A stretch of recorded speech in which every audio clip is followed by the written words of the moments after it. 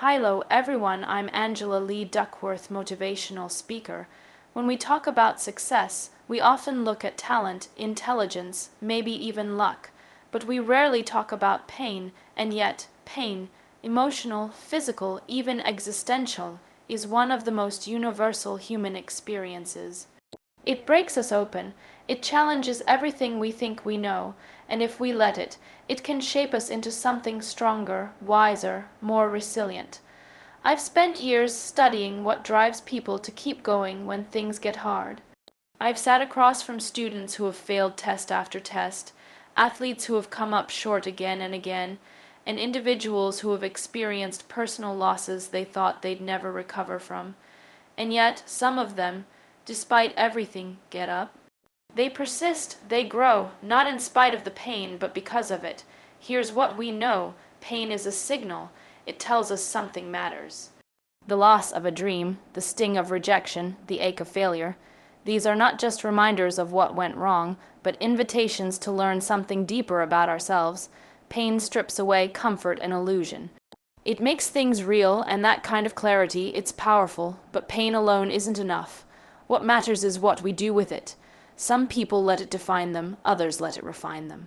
The difference isn't about how strong they were to begin with, it's about the mindset they chose in the aftermath. The people who transform pain into power don't ignore what they're feeling, they confront it, they sit with it, they ask questions like, what is this teaching me? What does this challenge reveal about who I want to become? And eventually, they use it. They use it to fuel their goals, to connect more deeply with others, to show up in ways they didn't think were possible before. Pain becomes the catalyst for purpose.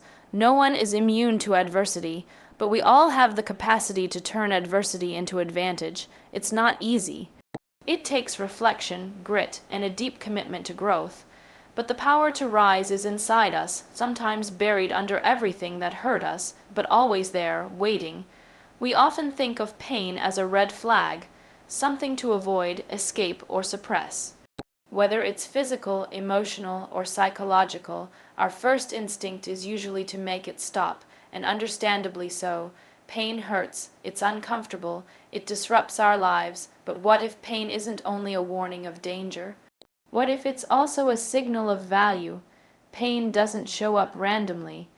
It appears when something we care about is threatened, lost, or challenged. Think about the heartbreak that follows a failed relationship, or the deep frustration after falling short of a goal, the grief of losing someone we love, the anxiety before a big performance. All of that pain points not to weakness, but to the presence of something that matters. It hurts because we care. When you feel pain, it's often because you've invested your time, energy, emotion, or identity into something. You don't grieve what you don't value. You don't fear losing what you don't treasure. In that sense, pain is not the enemy. It's evidence of your humanity. It means you've dared to attach meaning to people, dreams, and outcomes. That willingness to care deeply, even when it leaves you vulnerable, is a strength, not a flaw. Pain, then, can serve as a compass. Instead of only seeing it as a stop sign, we can begin to read it as a guide. It's telling you, this matters. It's inviting you to pay attention. It's an opportunity to ask, what is this experience trying to show me? What value or belief is being challenged here? What truly matters to me beneath the discomfort? These questions can help uncover purpose in the pain, and that purpose can become power. For example, when someone feels the sting of failure, it's often because they aimed high. They wanted something, they took a risk. The pain of failure isn't just about falling short, it's about how deeply they cared about the outcome. That caring is not a weakness, it's the foundation of grit, passion, and perseverance.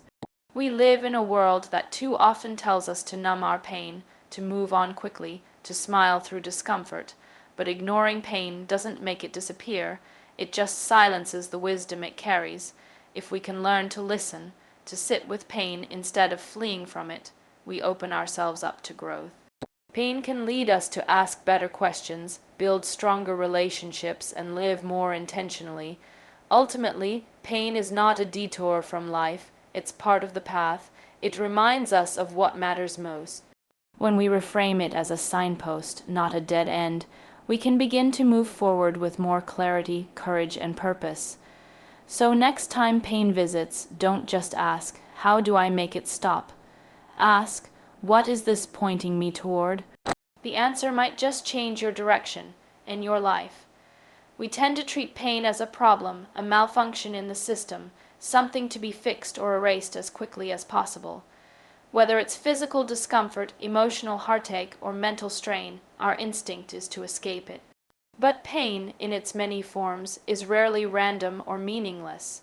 It shows up not only when something breaks, but when something deeply important is at risk. Think about the last time you felt real pain. Maybe it was after a rejection, a loss, a failure, or even in the quiet loneliness of being misunderstood. Whatever the cause, the pain didn't just come from the event itself. It came from what that event represented to you. The job you didn't get may have hurt because it tied into your dreams or sense of self-worth. The end of a relationship may have felt unbearable because it touched on your desire for connection, belonging, or love. In each case, the pain highlighted something. This matters to you. Pain is the body and mind's way of alerting us, not just to injury, but to importance.